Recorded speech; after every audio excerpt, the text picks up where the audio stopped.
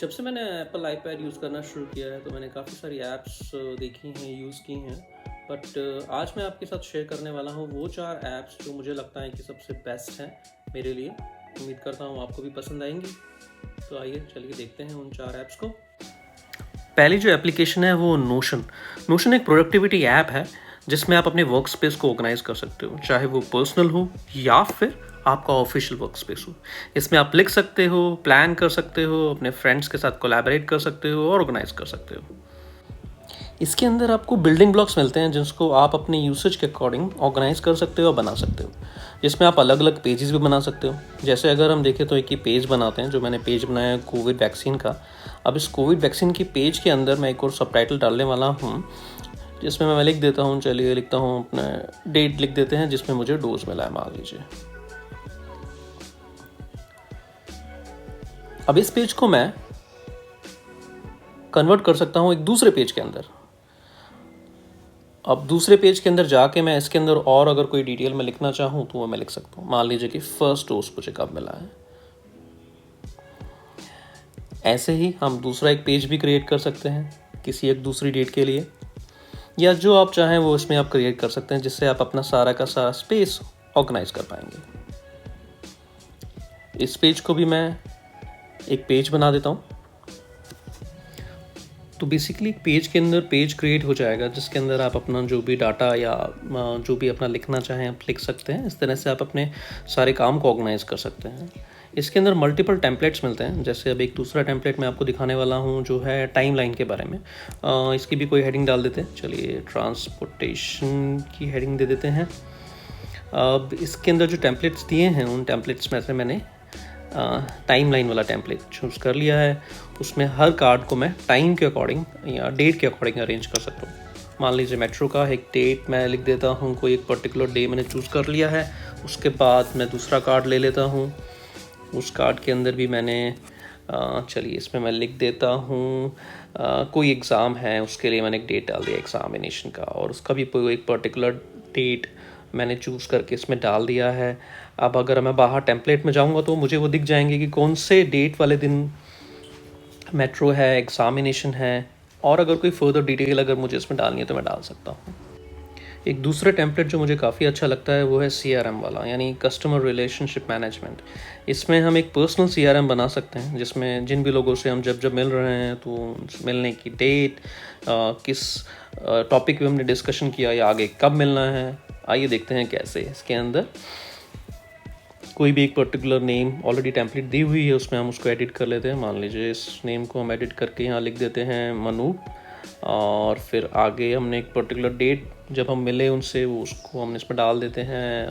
बहुत पुरानी डेट आ रही है, 2021 की कोई एक डेट चूज़ कर लेते हैं। मान लीजिए 2021 ये फैब में, चलिए 28 फैब ले लेते हैं। मान लीजिए 28 फैब डेट हो गया इसके अंदर। अब हम इसमें यहाँ पे लिख देंगे कि बेसिकली हमने किस बारे में बात की थी, जो भी हम चाहे लिख सकते हैं। लेट्स सी, मैं लिख देता हूँ उसमें to discuss about exercise physiology. So अगर हम लोगों ने इस बारे में डिस्कशन किया था तो वो हम इसमें लिख देंगे एंड सेव कर लेंगे। एंड देन नियर फ्यूचर अगर हमें कोई रेफरेंस लेना होगा या याद करना होगा कि किस बारे में बात की थी या कुछ और आगे प्रोग्रेस करना है तो हम इसे ढूंढ के कर सकते हैं। ऐसे ही हम इसमें मल्टीपल टेम्पलेट्स बना सकते हैं जिसमें हम स्टडी के भी टेम्पलेट बना सकते हैं। जैसे चलिए इसमें देखते हैं स्टडी का ऑन्कोलॉजी का एक पेज मैं बनाता हूँ। अब इस पेज को मैं फर्दर एक और पेज के अंदर कन्वर्ट कर लेता हूँ। उस पेज के अंदर फर्दर कोई और टॉपिक डाल सकता हूँ जो मुझे पढ़ना है, याद करना है। मान लीजिए रेडियोथेरेपी। अब इस रेडियोथेरेपी के पेज के अंदर फर्दर मैं और कोई पेज डाल सकता हूँ। जैसे कि अगर रेडियोथेरेपी के पेज पे मैं अगर कोई और टॉपिक जो पढ़ना चाहता हूँ लिख सकता हूँ। मान लीजिए इफ़ेक्ट ऑफ रेडियोथेरेपी, जो मुझे याद रहेगा आगे पढ़ने के लिए। इसी तरह से मैं दूसरी कोई हेडिंग या दूसरा पेज भी क्रिएट कर लेता हूँ। जैसा फॉर एग्जांपल एक सर्जिकल ऑन्कोलॉजी का एक पेज क्रिएट कर लेता हूँ। वापस जाके इसको टर्न कर लेता हूँ पेज के अंदर, एंड फर्दर इसके अंदर जो टॉपिक मुझे पढ़ने हैं, याद करने हैं वो लिख सकता हूँ। जैसे कि एक सर्जरी है, MRM सर्जरी के बारे में मैं इसमें लिख देता हूँ। MRM सर्जरी, इसका अगर डिटेल मुझे लिखना होगा तो उसमें लिख सकता हूँ। इस पेज की जो बेस्ट पार्ट जो मुझे लगती है वो इसमें है कि हम इसमें पेज के ऊपर कोई भी एक पेज आइकन भी डाल सकते हैं, इसको अपनी तरह से जैसा हम चाहें पूरी तरह से कस्टमाइज़ कर सकते हैं। जैसे मैं इसमें एक चेंज करके आइकन चेंज कर लेता हूँ, आई थिंक ये वाला लगा लेता हूँ आइकन। ये मैंने आइकन चेंज कर दिया है। और अगर हम चाहें तो इसमें हम पेज का कवर भी चेंज कर सकते हैं। जो इसका पेज का कवर है वो हम अनस्प्लैश में जाके कोई भी ब्यूटीफुल पेज कवर जैसे हमें और इंटरेस्टिंग और देखने में अच्छा लग जाएगा वैसा बना सकते हैं। ये वाला कैसा रहेगा। दूसरी एप्लीकेशन है लिक्विड टेक्स्ट। लिक्विड टेक्स्ट हालांकि एक पेड एप्लीकेशन है जिसकी कॉस्ट लगभग 900 रुपीज़ है, बट मेरी माने तो एवरी पेनी इज़ वर्थ अगर आप ये ले लेते हैं। बेसिकली इसमें आप एनोटेट कर सकते हैं, डॉक्यूमेंट्स को रिव्यू कर सकते हैं। इसमें कोई भी आप पीडीएफ अगर आप ओपन कर लें, उस पीडीएफ में अगर आपको कोई हाईलाइट करना है इंपॉर्टेंट वर्ड को, वो आप हाईलाइट कर सकते हैं। एप्पल पेंसिल के साथ इसमें काम करने में बहुत ही अच्छा मज़ा आता है और आप को रीडिंग आप एंजॉय करते हैं। इसके अंदर अलग अलग हाईलाइटर्स हैं जिनको हम यूज़ कर सकते हैं, आइदर विद फ्री हैंड और विद स्ट्रेट लाइन। जैसा हमको पसंद आए वैसा हम इसमें यूज़ कर सकते हैं।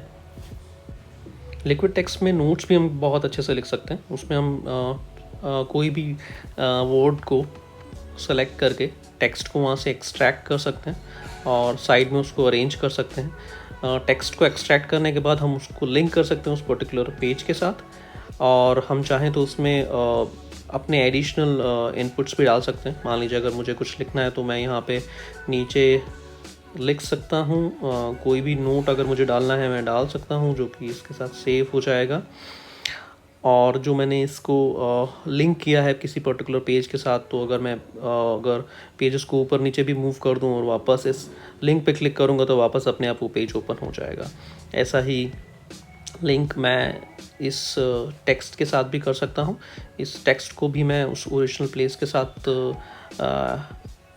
लिंक कर सकता हूँ, जिससे मैं उसको कहीं पे भी डालूँगा तो लिंक मुझे दिखाई दे जाएगा। इस तरह से जो भी वर्ड मैं इसमें लिख रहा हूँ, जो भी मैं नोट्स में डाल रहा हूँ, उस पर्टिकुलर पेज के साथ मैं उसको लिंक कर सकता हूँ, जिससे उसको बाद में मुझे पढ़ने में और आसानी हो जाती है।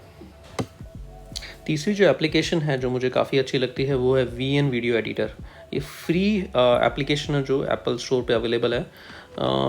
इसके अंदर मल्टीपल टेम्पलेट्स हैं, आप वीडियोस भी एडिट कर सकते हैं, फ़ोटोज़ को भी एडिट कर सकते हैं। चलिए एक फ़ोटो से एक वीडियो बनाने की कोशिश करते हैं।